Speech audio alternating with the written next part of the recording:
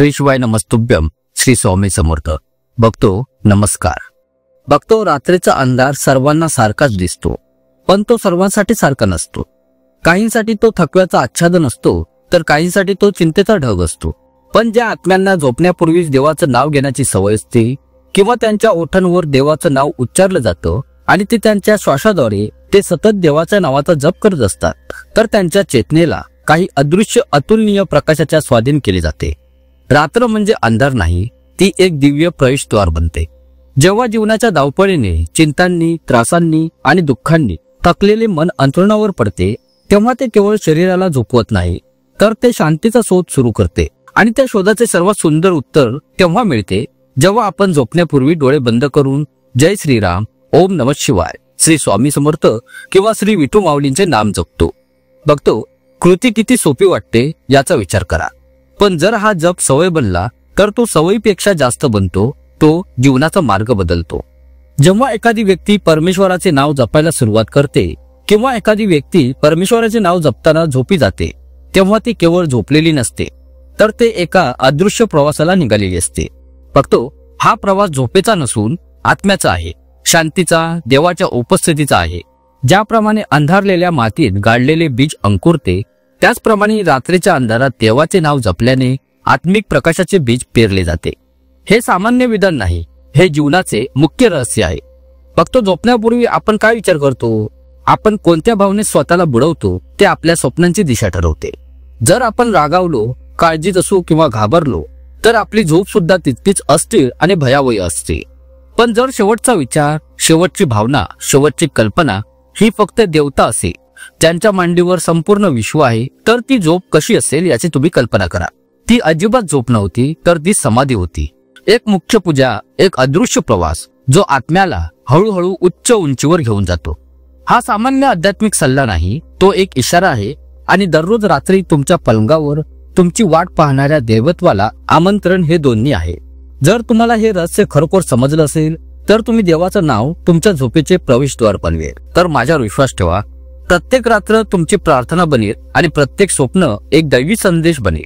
म्हणून आज रात्री जेव्हा तुम्ही झोपायला जाल, तेव्हा तुमचा मोबाईल दूर ठेवा, दाराबाहेर चिंता सोडून या आणि नंतर तुमचे हृदय, तुमचा श्वास फक्त एकाच नावाने भरा. त्याला हाक मारून तुम्ही झोपी जा.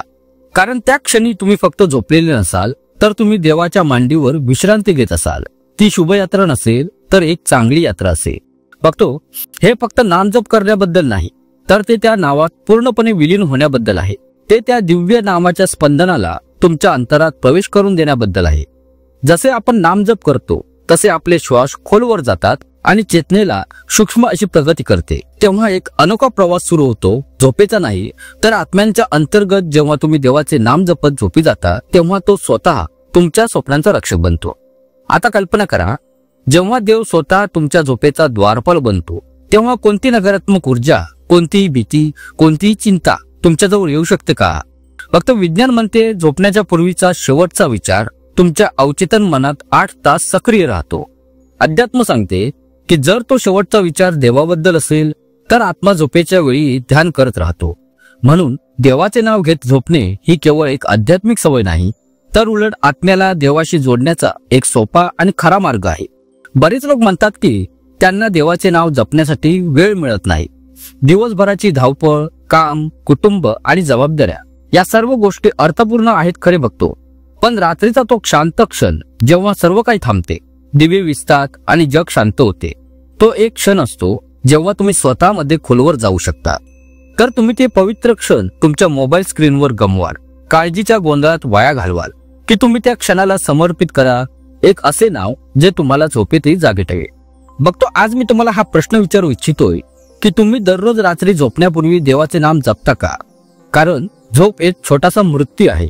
ज्याप्रमाणे मृत्यूच्या वेळी आत्म्याची स्थिती त्यांची हालचाल ठरवते, त्याप्रमाणे दररोज रात्री झोपण्यापूर्वी मनात येणारे विचार आपल्या आत्म्याला दुसऱ्या दिवशी सकाळी जाण्यासाठी ऊर्जा प्रदान करतात. मी एकदा एका साधकाचे आत्मचरित्र वाचले होते, तर त्यात असे होते की मी नामजप करत झोपी गेलो. मला स्वप्नात माझे गुरु दिसले. त्यांनी माझ्या कपाळावर हात ठेवला आणि म्हणाले, आज तुम्ही खरोखर मला तुमच्या हृदयात बोलवलेले आहे. बघतो ही कथा नव्हती, ती त्या साधकाचा खरा अनुभव होता आणि हजारो लोक हे अनुभवतात सुद्धा. कारण नावात शक्ती आहे, आणि जेव्हा आपण झोपण्यापूर्वी पूर्ण भक्तीने ते नामस्मरण करतो तेव्हा त्याची शक्ती आणखीन खोलवर प्रतिध्वनित होते. तुम्ही कधी लक्षात घेतले आहे का, काही सकाळी असे असतात जेव्हा आपण अलार्म घड्याळाशिवाय उठतो आणि आपण जागे होताच आपल्याला आत एक प्रकाश, शांत गोड भावना जाणवते.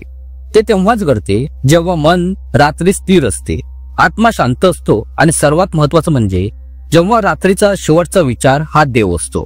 अशा सकाळी फक्त सूर्यप्रकाश आणत नाही तर ते आपल्या आत प्रकाश आणतात. परंतु हे समजून घेणं महत्वाचे आहे की नामस्मरण करणे हे केवळ ओठांचा आवाज नाही, ही सवय किंवा दैनंदिन काम नाही, तर ती एक हाक आहे. जसे बाळ आपल्या आईला शोधते, जेव्हा आपण अंथरुणावर झोपतो आणि देवाला हाक मारतो तेव्हा आपला आत्मा नवजात बाळासारखा त्या मांडीचा शोध घेतो जिथे तो पूर्णपणे विश्रांती घेऊ शकतो. आणि माझ्यावर विश्वास ठेवा, प्रत्येकाला ते आलिंगन मिळू शकते, फक्त तुमची हाक खरी असायला हवी. आता तुमच्यापैकी काही जणांना वाटेल, मी दररोज परमेश्वराचं नाव घेऊन झोपतो तरीही कोणताही चमत्कार घडत नाही. तर स्वतःला हा प्रश्न विचारा, तुम्ही ते नाव धीराने आणि गांभीर्याने घेतले की सवयीमुळे तुम्ही ते लोरीसारखे पुन्हा पुन्हा करत झोपे गेलात? कारण नामाचा जप म्हणजे त्यास अनुभवणे. जोपर्यंत तुम्ही ते अनुभव घेत नाही तोपर्यंत चमत्कार वाट पाहत राहील. प्रत्येक मंत्र, प्रत्येक नाव एक विशिष्ट ऊर्जा जागृत करते. आता ओमचा जप करण्यासारखं असेल तर हे फक्त एक आवाज नाही, तर ते तुमच्या मनक्यापासून तुमच्या डोक्याच्या वरच्या भागापर्यंत ऊर्जा जागृत करू शकते. कल्पना करा, जर तुम्ही दररोज या कंपनाने झोपलात तर एक दिवस तुमचे संपूर्ण शरीर गतिमान ध्यान बनू शकते. तुमचे जीवन स्वतःचे एक आध्यात्मिक साधना बनेल. आणि सर्वात सुंदर गोष्ट म्हणजे त्यासाठी कोणताही खर्च, बाह्य तयारी, मंदिर भेट, विशेष जपमाळ किंवा यंत्र लागत नाही. तुम्ही फक्त झोपा, डोळे बंद करा आणि मनातल्या मनात त्या नामात मग्न व्हा. नामाचा जप करताना तुम्हाला झोप येते तर हा अदृश्य योग आहे. झोप दृश्यमान किंवा ऐकू येत नाही, परंतु आतून सर्व काही बदलते. जर तुम्हाला देवाला शोधायचं असेल तर तुम्ही त्याचे स्मरण करताना त्याच्यात मग्न व्हावे. आणि जर तुम्हाला त्या नाम जपासाठी वेळ निवडायची असेल तर झोपण्यापूर्वीची वेळ सर्वात पवित्र आहे. ही फक्त काही पुस्तकी ओळी नाही, ती दररोज रात्री अनुभवण्यासारखी गोष्ट आहे. जेव्हा आत्मा नामात मग्न होतो तेव्हा झोप ही केवळ शरीराची गरज बनते, तुमच्या आत्म्याची नाही. जे अंथरुणावर झोपतात आणि देवाचे नाम जपतात ते हळूहळू अशा स्थितीत पोहोचतात जिथे शरीर विश्रांती घेते परंतु चेतना सतर्क राहते. ही अवस्था सामान्य नाही, ही तीच खोली आहे जिथे योगी समाधी जवळ पोहोचतात. आता प्रश्न असा उद्भवतो, सामान्य व्यक्ती कठोर तपस्या किंवा एखाद्या गुहांमध्ये ध्यान न करताही ही अवस्था प्राप्त करू शकते का? तर हो, जर त्यांनी दररोज रात्री नामस्मरण करून झोपण्याची साधी सवय लावली तर प्रत्येक रात्र ही आत्म्याला हळूहळू या जगाच्या बंधनातून मुक्त करण्याची संधी असते.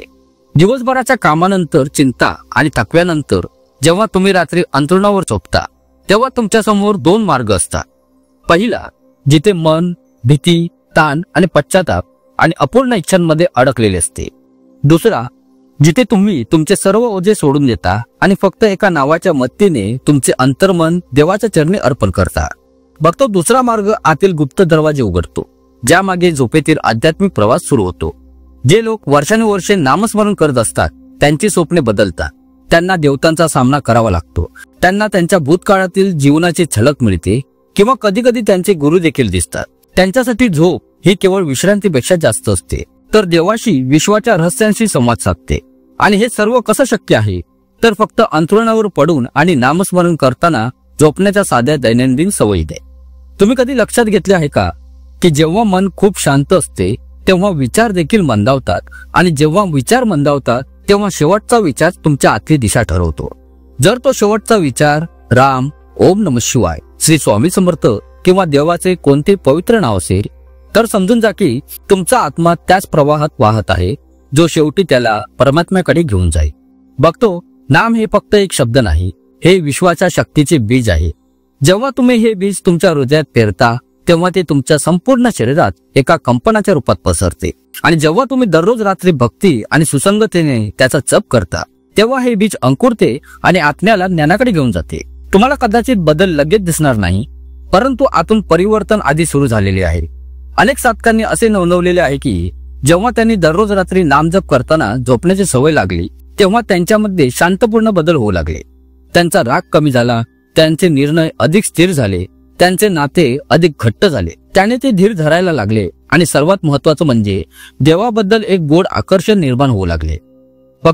हे सर्व योगायोग नाही, हा त्या रात्रीच्या ध्यानाचा परिणाम आहे. तुम्हाला हे लक्षात येणार नाही, परंतु प्रत्येक रात्री तुम्ही तुमच्या अवचेतनाला एक संदेश पाठवत आहात की हे प्रभू, मला तुझ्या नावाने विश्रांती दे. आणि जेव्हा तू या भावनेने झोपतोस तेव्हा तू तुझ्या जाणीव आणि अवचेतनामध्ये एक पल निर्माण करतोस. हा पल एके दिवशी आत्म्याला दुसऱ्या बाजूला घेऊन जातो, जिथे फक्त शांती, फक्त प्रेम आणि फक्त देव असतो. एक गोष्ट जाणून घेणे खूप महत्वाचे आहे. जे खरोखर ही सवय अंगीकारतात त्यांच्यासाठी स्वप्ने केवळ भ्रम नसून दैवी संवाद बनतात. सामान्य लोक स्वप्नांच्या निरर्थक कल्पना मानतात, तर साधक त्यांना चिन्ह मानतो, संकेत मानतो.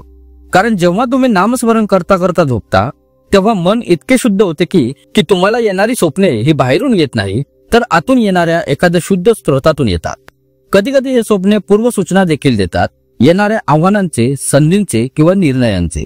काही साधकांनी स्वप्नात निर्णय घेण्याची क्षमता सुद्धा अनुभवलेली आहे. जणू काही आतून कोणीतरी म्हणत आहे की या मार्गाने जाऊ नका, वेळ आली आहे, तू हे काम सुरू कर.